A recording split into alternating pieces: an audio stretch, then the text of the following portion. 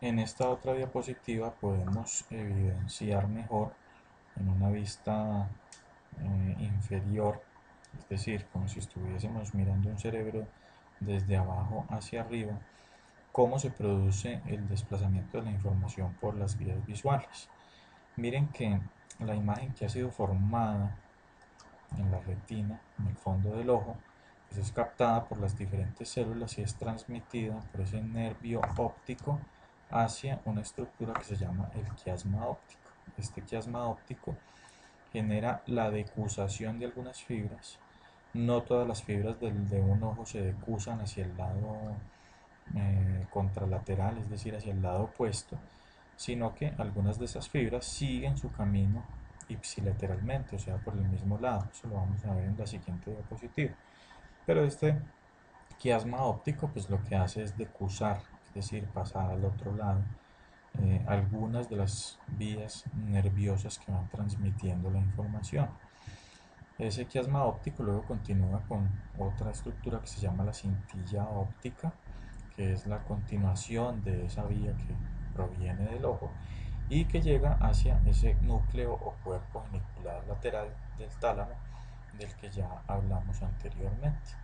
Desde ahí, de este cuerpo geniculado lateral que tiene unas capas que captan la información tanto del ojo ipsilateral como del ojo contralateral, eh, desde allí esta información viaja por las radiaciones ópticas, que son las vías que siguen llevando esta información hacia la corteza occipital, un punto que han denominado la corteza calcarina, y esa corteza calcarina pues contiene las áreas primarias que posteriormente se conectarán con las áreas secundarias y terciarias y que permitirán el procesamiento y la asociación de la información visual que ha entrado por el ojo. Esta gráfica nos muestra mejor la manera como la información de ambos ojos es transmitida a la región occipital que realiza el procesamiento de la información visual. Tenemos un campo visual izquierdo representado aquí en rojo y un campo visual derecho representado en verde. La información del campo visual izquierdo entra por los dos ojos, es decir, el ojo izquierdo capta esa información y la traslada a unas vías que aquí están representadas en rojo, y esa misma información es captada por el ojo derecho y también es procesada por otras vías representadas en rojo. Fíjense ustedes que esas vías representadas en rojo y que captan la información de ese campo visual izquierdo, pues están siempre hacia el lado derecho. Esto se debe a que recuerden que la imagen entra invertida y se forma invertida en el fondo del ojo. Entonces, el campo visual izquierdo es procesado por las células del lado derecho de ambos ojos y así se desprende por esas vías. Asimismo, la información del campo visual derecho llega a ambos ojos, pero por esa inversión de la imagen pues es captada por unas estructuras, unas células y unas vías que están al lado izquierdo, o sea, al lado contralateral de ambos ojos. Pero miren lo que sucede en el quiasma óptico. La información del campo visual derecho que ha sido captada por este ojo derecho se decusa, es decir, se cruza en el quiasma óptico. Miren que aquí sigue la ruta en verde hasta llegar al núcleo geniculado lateral del tálamo. ¿Ok? Mientras que la información del campo visual izquierdo, que es captada por ambos ojos y que sigue unas vías eh, representadas aquí en rojo y que están ubicadas al lado derecho de cada ojo, también sufren una decusación. O sea, el campo visual izquierdo llega a este ojo izquierdo y esa vía que llega a ese mismo lado se decusa en el quiasma óptico. Pero ¿qué pasa en los ojos cuando captan la información del campo visual contralateral? Miren que el ojo izquierdo, al captar el campo visual derecho, envía la información de ese campo visual y ya no se decusa en el quiasma óptico, sino que sigue unas vías ipsilaterales, unas vías del mismo lado. Mientras que en el caso del campo visual izquierdo, esa información que entra de ese campo en el ojo derecho tampoco se decusa en el quiasma óptico, sino que es trasladada ipsilateralmente hacia el núcleo geniculado lateral del tálamo, ipsilateralmente, y de ahí continúa esa información procesada hacia la corteza visual en ambos hemisferios. Podríamos entonces decir que el campo visual en el ojo correspondiente, la información captada por ese campo, por ese ojo del campo visual correspondiente se decusa en el quiasma óptico.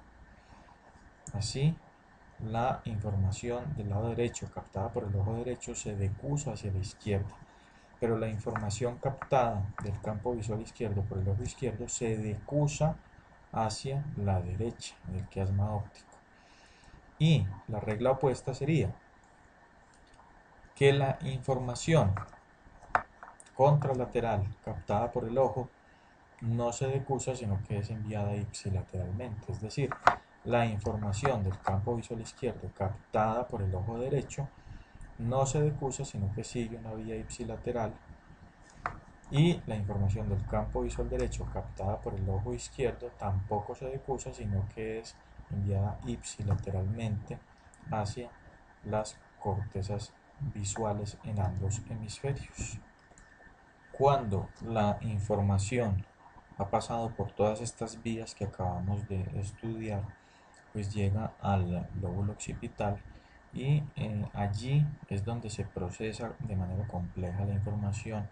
en las áreas primarias, secundarias y terciarias. Aquí tenemos una división de las diferentes áreas visuales del ser humano en una vista de un corte sagital y una vista posterior del lóbulo occipital. Aquí podemos ver esas estructuras como se prolongan hacia la parte interna en un corte sagital, y aquí las podemos ver en la corteza externa, en las áreas externas del lóbulo occipital. Pueden ustedes ver cómo cada área pues tiene una función, excepto pues en el caso de las áreas B4B y las áreas B7, que son estas dos representadas en azul oscuro y en gris claro, cuyas funciones aún son desconocidas.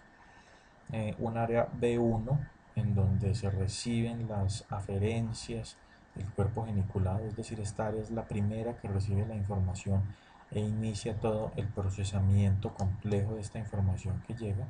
que es esta área representada en un azul intenso, como un azul rey, mientras que las áreas B2, B3 y BP, que se pueden ver aquí graficadas en un gris, en un azul claro y en un color negro, son las encargadas del procesamiento de los campos visuales extensos, es decir, de todo el conjunto de la imagen que se está captando a través de ambos ojos. El área B3A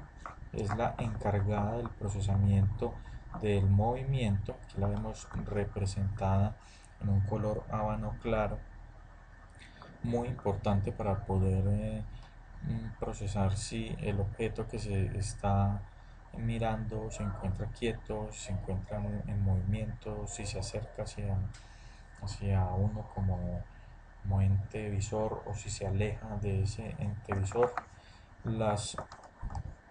áreas MT y B5, que están graficadas aquí en café, se encargan también de otro nivel de procesamiento más complejo del movimiento, que tiene que ver con el control motor. Estas áreas se conectan también, la MT y la B5, con toda la parte del control motor de la tercera unidad funcional de Luria, para poder verificar que los movimientos que estamos realizando pues son acordes a las imágenes que estamos viendo y a los objetivos que nos hemos planteado. El reconocimiento de los objetos grandes se hace en esta área en azul muy claro, que es la LO, que es el reconocimiento de objetos grandes, de large objects en inglés, y el área B4, que es importantísimo, que se encuentra en una región, la región más inferior del lóbulo occipital, y que es la que permite la visión y el procesamiento del color o de las diferentes características de color que presentan los objetos que estamos visualizando. De esta manera, estas áreas pues parecen realizar unas funciones muy específicas con la información visual que les llega, pero cuando se realizan procesamientos más complejos en las áreas secundarias y terciarias de la visión, entonces se va generando y se va estructurando un conocimiento integrado, ya no es por categorías separadas como lo vemos en este cuadro, sino que ese conocimiento visual, esa información visual se va integrando hasta formar una gran asociación en las áreas terciarias que ayudan con las áreas terciarias auditivas y kinestésicas a construir conciencia, a construir realidad y a construir una idea del mundo exterior.